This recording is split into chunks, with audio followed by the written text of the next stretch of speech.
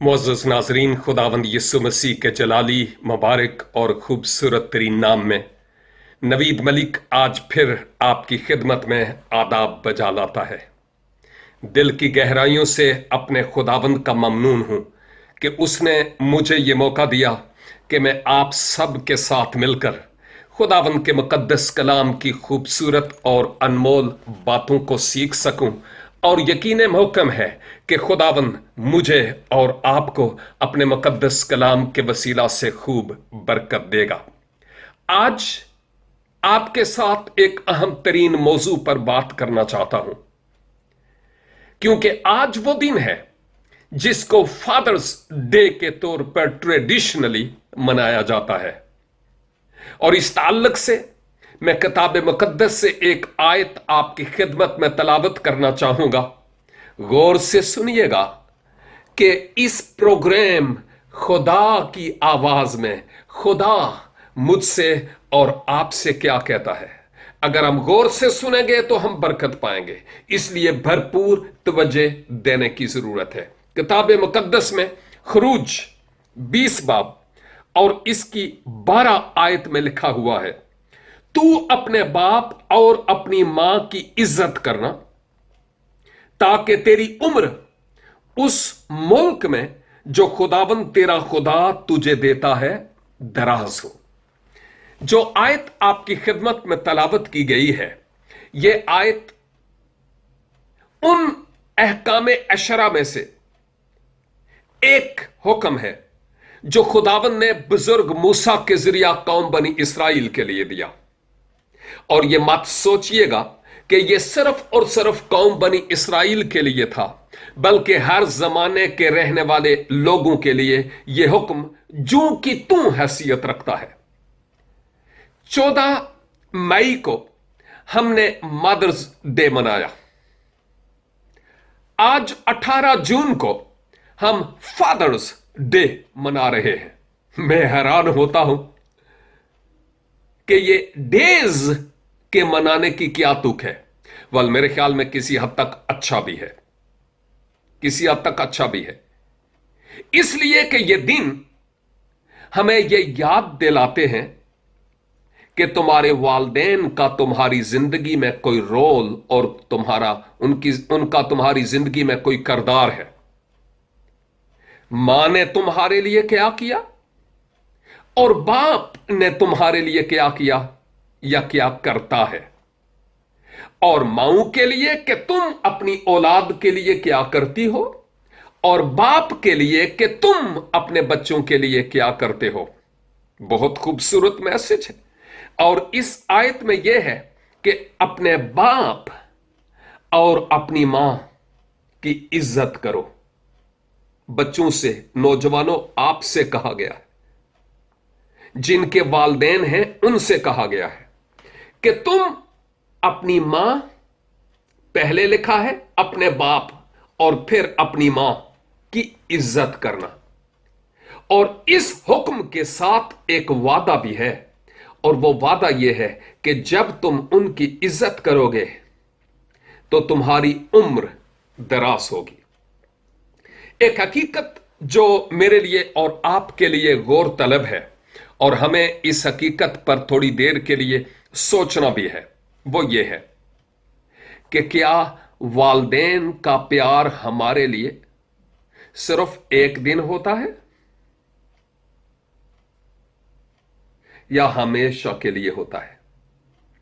मुझे और आपको इस बात को अच्छी तरह जहन नशीन करने की जरूरत है कि हमारी माएं और हमारे बाप 24 आवर्स हमारी बाबत सोचते रहते, ख्याल करते रहते और देखते रहते हैं कि हम क्या करते हैं।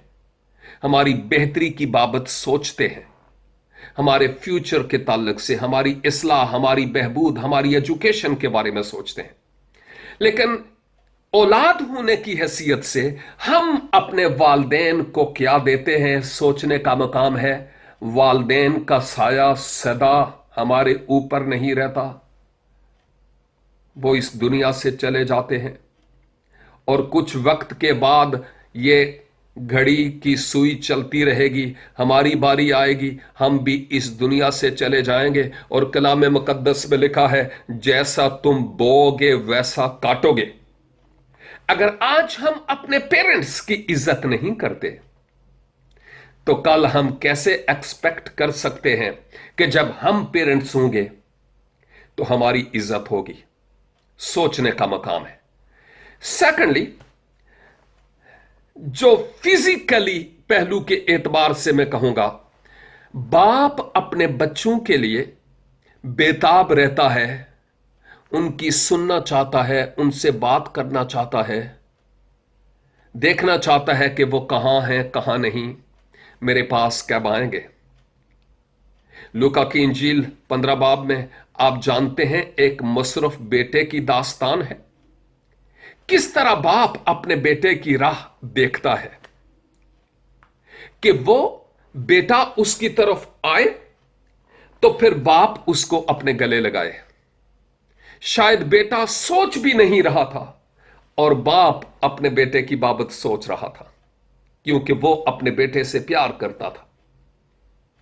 और यह किसी एक बाप की बात नहीं है, हर बाशऊर बाप अपने बच्चों की बेहतरी और उनकी इस्लाह के लिए सोचता है।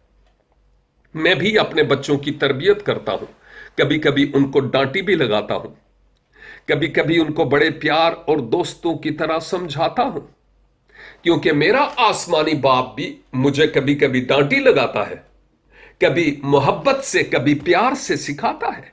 और आपके साथ भी ऐसा होगा, क्योंकि अगर वो ऐसा ना करे तो आप जानते हैं कलाम में क्या लिखा है, अगर वो हमें कोड़े ना मारे तो गोया हम उसके नहीं है। बड़ा सख्त लफ्ज वहां पर लिखा हुआ है।